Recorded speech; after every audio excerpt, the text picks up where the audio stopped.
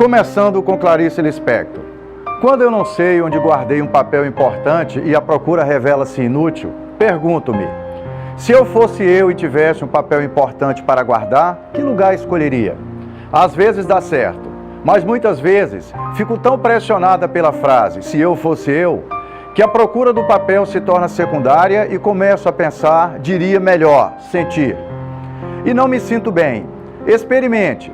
Se você fosse você, como seria o que faria?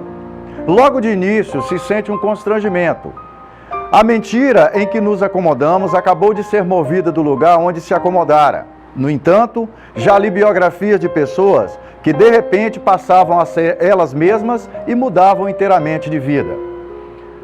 É como o início do poema Se Eu Fosse Eu, da escritora Clarice Lispector, que nos proporciona a oportunidade de refletir em muitos momentos sobre a nossa busca de identidade, que começamos essa edição do nosso programa Sim para a Literatura.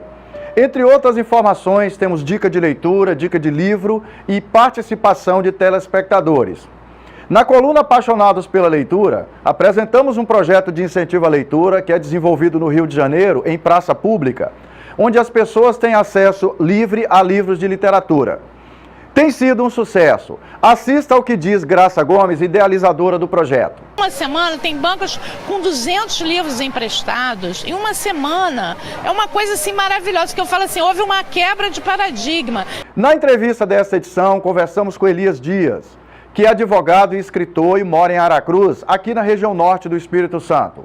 Elias fala de sua trajetória como leitor, apaixonado e do gosto pela escrita. Ele está lançando seu segundo livro, As Histórias que a Vida Conta, na noite de quinta-feira, 16 de março, em Aracruz. Assista um pouquinho da sua fala. A leitura ela tem um poder de dar liberdade. Liberdade de você, sentado no sofá da sua casa, deitado na sua rede, você fazer uma viagem. Viajar, ir longe. Conhecer... Não tem limite, né? Não tem limite. Conhecer países, conhecer pessoas. Eu entendo como... Interagir na vida do personagem. Interagir na vida do personagem, se emocionar, sorrir, chorar, participar daquele momento. Não concordar com o autor. Discordar, exatamente, e ficar nervoso com o episódio. Não gostar de um personagem. Exatamente, assim. O leitor tem todo esse direito. É o leitor que manda. Então eu entendo que eu vejo todos os programas voltados para incentivo à leitura, eu vejo como fundamentais. Nosso Brasil precisa de leitores. É preciso desenvolver leitores no nosso Brasil. Nessa segunda temporada do nosso programa Sim para a Literatura, queremos permanecer na sua companhia. Quando eu não sei onde eu guardei um papel importante e a procura se revela inútil, eu me pergunto, se eu fosse eu, tivesse um papel importante para guardar, que lugar eu escolheria? Às vezes dá certo, mas muitas vezes eu fico tão pressionada pela frase se eu fosse eu, que a procura do papel se torna secundária e eu começo a pensar. Aliás, eu diria melhor, eu começo a sentir. Eu não me sinto bem? Experimenta. Se você fosse realmente você, como seria? E o que faria? Logo de princípio já se sente um certo constrangimento. É que a mentira em que nos acomodamos acaba de ser levemente locomovida do local em que se acomodara. No entanto, eu já li biografias de pessoas que de repente passavam a ser elas mesmas, mudavam completamente de vida.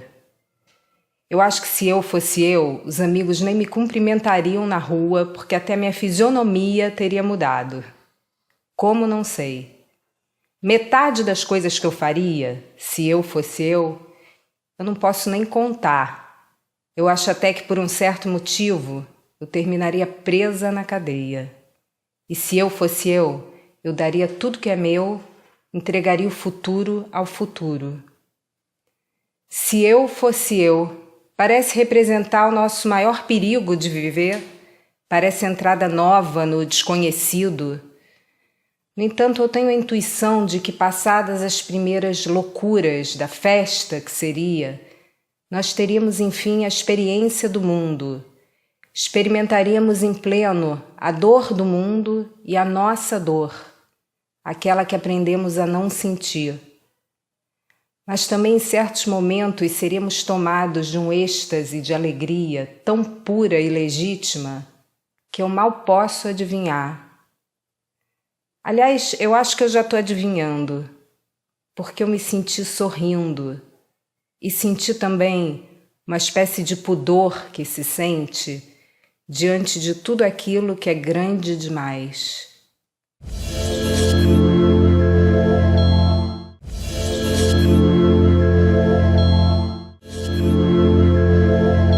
A leitura provoca no leitor um duplo efeito que aciona sua fantasia rumo ao imaginário e estimula o posicionamento intelectual, considerando que o mundo representado no texto, por mais distante do seu cotidiano, leva o leitor a refletir, comparar com a realidade e a incorporar novas vivências.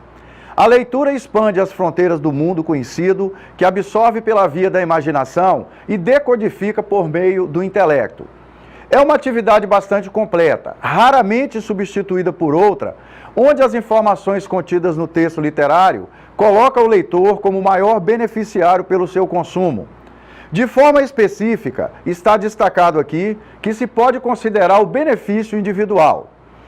Quanto ao coletivo, o leitor tende a compartilhar o conhecimento, comparar com a experiência de outros leitores e discutir as preferências. Portanto, a leitura estimula o diálogo entre as pessoas por intermédio do compartilhamento das experiências vividas isoladamente por cada um dos leitores e permite que cada um isoladamente reflita sobre o posicionamento escolhido na relação com o coletivo. Apesar de muitas vezes ser exercitada solitariamente, a leitura não pode ser limitada a uma atitude egocêntrica ou narcisista, pois os seus efeitos não são restritos ao aprisionamento da experiência vivenciada e do conhecimento adquirido. Quem lê mais detém mais conteúdo e a argumentação na relação com as outras pessoas. Isso aumenta a sua capacidade de diálogo. Essas afirmativas encontram-se no capítulo 2 do livro A Importância da Leitura, Conceitos, Benefícios e Dicas, de minha autoria. Assista o que diz sobre essa questão Leandro Carnal, historiador, professor, escritor e um dos mais requisitados palestrantes brasileiros, que discorre sobre várias temáticas do nosso tempo. Há muitos jovens hoje que pensam, será que a leitura vale a pena? Não ler, seja o que for, é estar excluído de uma rede muito importante de relações sociais, de relações intelectuais. A falta de leitura diminui minha capacidade de cidadania, a leitura estimula minha sociabilidade, a leitura amplia meu horizonte, me faz viajar, a leitura aumenta meu vocabulário, a leitura permite que eu seja mais presente às pessoas e mais denso naquilo que eu falo às pessoas. A leitura fornece amigos o tempo todo, um livro na mão, mas o suporte é indiferente, pode ser um Kindle, pode ser um iPad, pode ser qualquer tablet, qualquer forma de suporte para a leitura é um suporte válido. A leitura torna a vida muito mais interessante. Então, se alguém não gosta de ler, é como pensar que esta pessoa ainda não descobriu uma coisa, que se ela descobrisse, transformaria por completo a sua vida. Não ler é alienar-se, não ler é ser excluído, não ler é optar pelo papel de ser conduzido por aqueles que leem. Neste mundo, se você quiser fazer parte de uma sociedade que é letrada, que desde o WhatsApp, que são mensagens escritas, até os grandes romances, se dá através de letras, não ler é ser excluído deste mundo.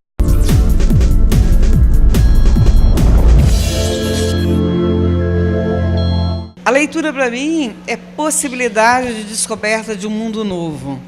Através da leitura, você transforma informações em conhecimento. É possibilidade de você conhecer a diversidade do mundo. Então, só lendo que você vai conhecer o mundo em que vivemos. Então, a leitura é fundamental para desenvolver a nossa inteligência, a nossa criatividade, eu acho que a nossa felicidade.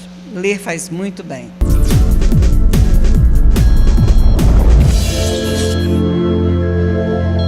Para mim, leitura é tudo. Quem lê consegue fazer qualquer coisa na vida. Então, estimule seus filhos e amigos o hábito da leitura.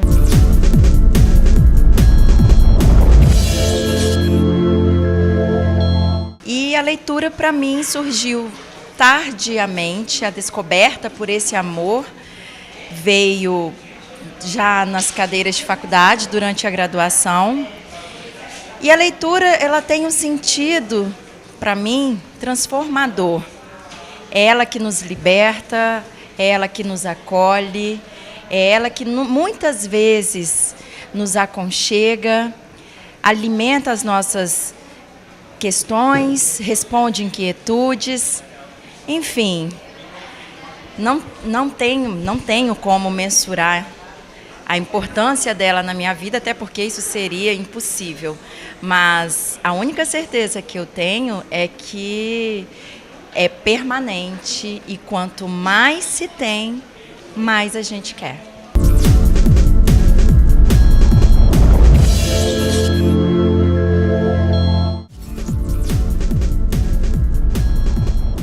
O hábito da leitura permite, antes de tudo, a pessoa descobrir e aumentar seus horizontes, mas não deve ficar apenas na atitude meramente automática.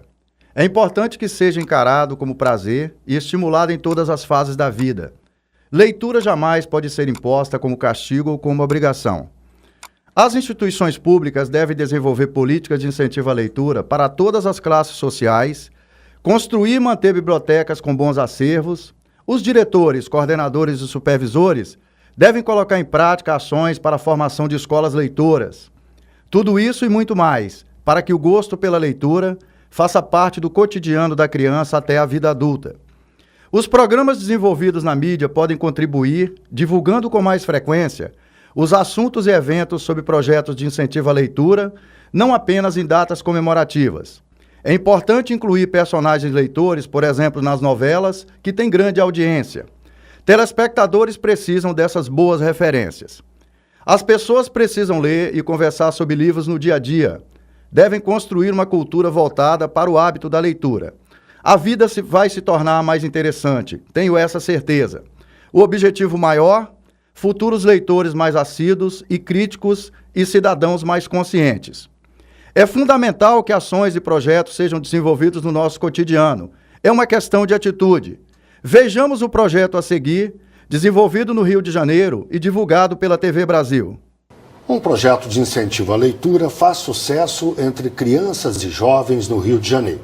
5 bancas de livros foram distribuídas pela cidade e fazem empréstimos gratuitos à população. Nas prateleiras, títulos variados que despertam o interesse até de quem ainda está começando a se aventurar no mundo da leitura.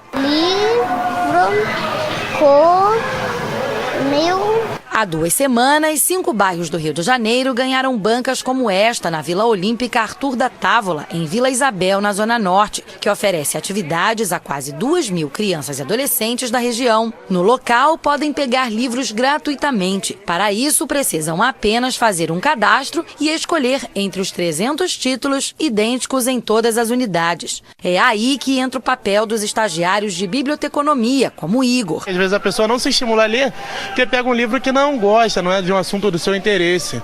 Então eu sempre tento fazer essa adaptação do leitor com o livro. Os livros devem ser devolvidos em 15 dias, mas Jonathan nem precisou de todo esse tempo para devorar as quase 300 páginas deste volume sobre o detetive mais famoso do mundo, Sherlock Holmes. A história é divertida e eu fiquei o dia todo lendo. Aí eu consegui ler rápido. A mamãe diz que não é natural um garoto ficar dentro de casa quando está sol lá fora.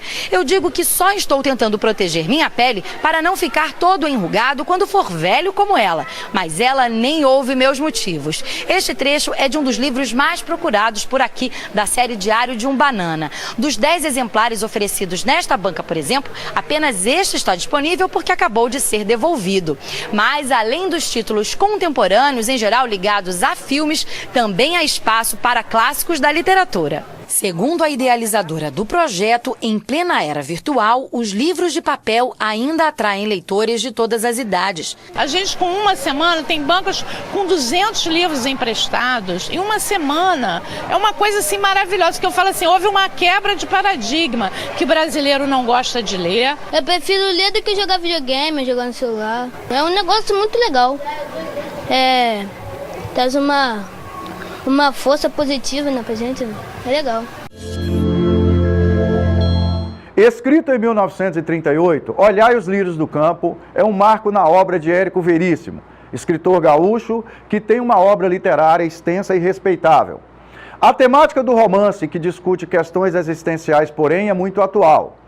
Narra a história de Eugênio, um rapaz de origem humilde que sente vergonha de sua família por ser muito pobre. Seus pais, no entanto, fazem um profundo sacrifício para proporcionar ao filho a oportunidade de estudar em bons colégios e a formar-se em medicina. Eugênio cresce e se forma médico e continua dominado por um fortíssimo sentimento de inferioridade e de vergonha da sua origem familiar. Um momento chocante e tocante da história é quando Eugênio, que caminha no espaço público na companhia de 2 colegas de faculdade, encontra o próprio pai e nega sua presença por causa da sua maneira simples de se vestir e de sua condição social.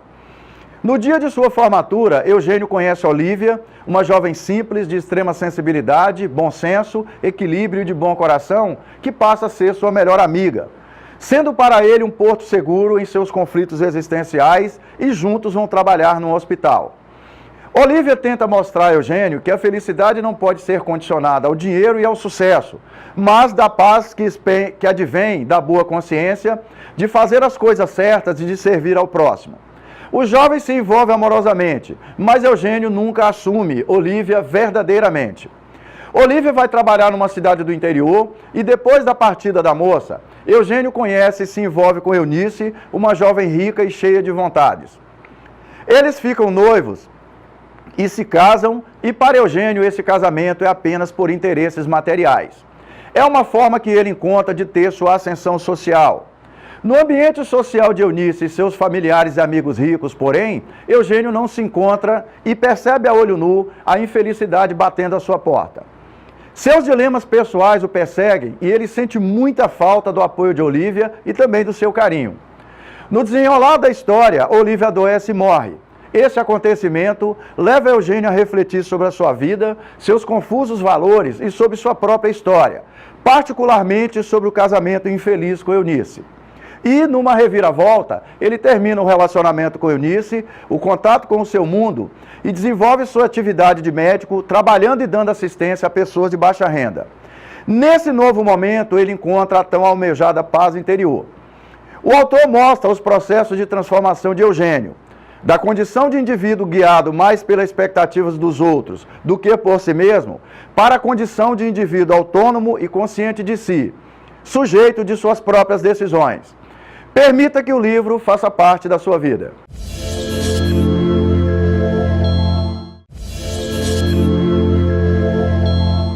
Nessa edição do nosso programa Sim para a Literatura, eu tenho uma satisfação muito grande de receber o Elias Dias. Ele é advogado e escritor, mora aqui em Aracruz, na região norte do Espírito Santo. Elias, seja bem-vindo ao nosso programa Sim para a Literatura. Obrigado. Eu queria começar essa conversa com você, assim, para você falar um pouco da sua trajetória, da sua formação escolar. E depois a gente vai conversar um pouco sobre escritores preferidos, livros que você leu, o seu interesse pela leitura, mais para frente para a gente comentar sobre o seu livro para nosso público. Fique à vontade, tá, Elias? Primeiramente eu queria agradecer você pela oportunidade, parabenizar pelo seu programa e dizer que eu nasci num lugarejo, assim, num vilarejo chamado Prata dos Baianos, que é município de Ecoporanga. Ali eu comecei a dar meus primeiros passos na escola. Posteriormente nós mudamos, meu pai se mudou para Ecoporanga e eu fiz o meu ensino médio em Ecoporanga. Depois eu viajei por esse Brasil, trabalhando no Banco do Brasil, até que eu vim fazer o meu 3º grau em Aracruz. Formação minha em Direito se deu aqui em Aracruz. Ô Elias, você comentou, a gente conversando antes, você comentou que tem um professor que teve uma influência importante na sua decisão de escrever. Conta isso pra gente. Sim, eu morava em Mato Grosso do Sul, na cidade chamada Sidrolândia, e eu resolvi fazer um cursinho pré-vestibular em Campo Grande, na capital de Mato Grosso do Sul. Nesse cursinho, o professor de literatura, ele pedia redações, que os alunos fizessem diversas redações. E eu apresentava... Sobre temas variados. Sobre temas diversos. E aí eu me apresentava minhas redações, ele lia, e aí em determinado intervalo lá ele me chamou e falou assim: Elias, você pode ser um escritor. E eu nunca tinha pensado essa naquilo, ambição, né, não me passava pela mente aquela possibilidade. Mas aí ele falou assim: não, os seus textos, você pode ser, melhorando um pouquinho eles, você pode vir a ser um escritor. Aí eu acreditei naquilo e comecei, a partir dali, a escrever. De vez em quando vinha uma ideia, eu pegava um papel e registrava aquela ideia e comecei a desenvolver a minha prática de escritor a partir desse professor que me incentivou. Tinha algum tema preferido, assim, ou era um tema do momento? Não, temas diversos. Eu sempre procuro andar com um pedaço de papel e uma caneta por perto, me vem uma ideia, eu vejo uma cena, vejo alguma coisa, eu já logo registro e depois eu desenvolvo aquele pensamento. E sua prática de leitura, Elias, começou como? Influência da família, foi influência da escola, do professor, como é que foi? A minha prática de leitura, ela se deu nos primeiros anos de escola. As cartilhas escolares traziam aquelas histórias e eu não tinha paciência de esperar somente aquilo que o professor estava trabalhando, mas eu pegava uma cartilha e eu ia do princípio ao fim em pouquíssimo tempo. Eu queria ler tudo e queria ler mais e ia na biblioteca e pegava mais material e queria ler e ler e ler. Essa é a minha vontade naquela época. Eu sei. Você se lembra de algum escritor que marcou, algum livro que marcou essa trajetória sua? Eu gosto muito de... Você falou Machado de Assis mais cedo, né? Gosto muito de Machado de Assis, gosto de João Cabral de Melo Neto. Guimarães Rosa? Guimarães Rosa, gosto muito de João Guimarães Rosa, que o livro Grandes Sertões Veredas é um livro... Que é um grande desafio para se ler, né? Eu li, gostei muito daquele livro, gostei muito de Um Certo Capitão Rodrigo, de Érico Veríssimo. Eu gosto muito de Érico Veríssimo, leio, e principalmente esse livro tem uma influência muito boa na minha formação como escritor. Eu sei. E Elias, você, já nessa trajetória sua como escritor, você lançou 2 livros, né? Eu queria que você falasse um pouco do primeiro livro, de forma breve, para a gente conversar depois sobre o livro que você vai lançar agora, dia 16 de março, em Aracruz, não é isso? Por gentileza, Elias. O primeiro livro que eu lancei... É um livrinho, né? É um livrinho, é um infanto-juvenil, foi em 2005, então ele teve uma boa aceitação ali na sociedade aracruzense, o pessoal gostou muito, e o detalhe interessante é que já nessa época eu tive a ideia de deixar a ilustração para o leitor pintar. Aqui é o leitor que pinta as ilustrações. Coloca as cores que ele quer. Exatamente. O ilustrador é muito bom, as ilustrações ficaram muito bonitas e foi em 2005 esse primeiro lançamento do livro chamado Memórias de um Cachorro Vira-Latas. Uma historiazinha infanto-juvenil bem legal. O pessoal das escolas teve acesso? Gostaram, professores trabalharam muito esse livro nas diversas escolas de Aracruz. Eu estive falando para os alunos em várias escolas, teve uma aceitação muito boa entre os professores da rede municipal de Aracruz. Elias, agora vamos falar da figura principal, né? Eu queria que você falasse do livro que já está publicado, mas que você vai fazer o lançamento na noite de quinta-feira, 16 de março, num determinado local do Shopping Oriundi, em Aracruz. Nós vamos disponibilizar, colocar a capa do livro aqui no vídeo, né, para nossos telespectadores conhecerem, enquanto você fala do livro. Por favor, Elias. O livro, as histórias que a vida conta, é um conjunto de escritos. Não é uma história só, são várias histórias dentro do livro. Tem os pequenos poemas, pequenas poesias, os haikais, né? Os poeminhas. São poemas, poesias e haikais. Contos, poesias e haikais. Ótimo, ok. Contos, haikais e poesias. Então tem os haikais, tem algumas poesias e tem mais contos, que é a minha predileção por escrita. Eu gosto muito de escrever contos. Então é um ajuntamento de escritos de longa data que eu peguei e coloquei em um livro só. Então é por isso o nome As Histórias que a Vida Conta. São histórias que eu... Tem a ver com experiências suas do dia a dia? Experiências, coisas que eu ouvi. Gosto muito de ouvir pessoas, gosto de conversar com pessoas. Algumas coisas que eu ouvi, muita coisa que eu vi, porque os haikais eles têm a ver com coisas da natureza, que você vê e registra em poucas palavras. E tem muita coisa que foi da minha cabeça mesmo, invenção que eu mesmo, histórias que eu mesmo criei. Tem algum conto, Elias, nesse livro que você destaca, que tem a ver com uma pessoa da vida real que você coloca como personagem do conto?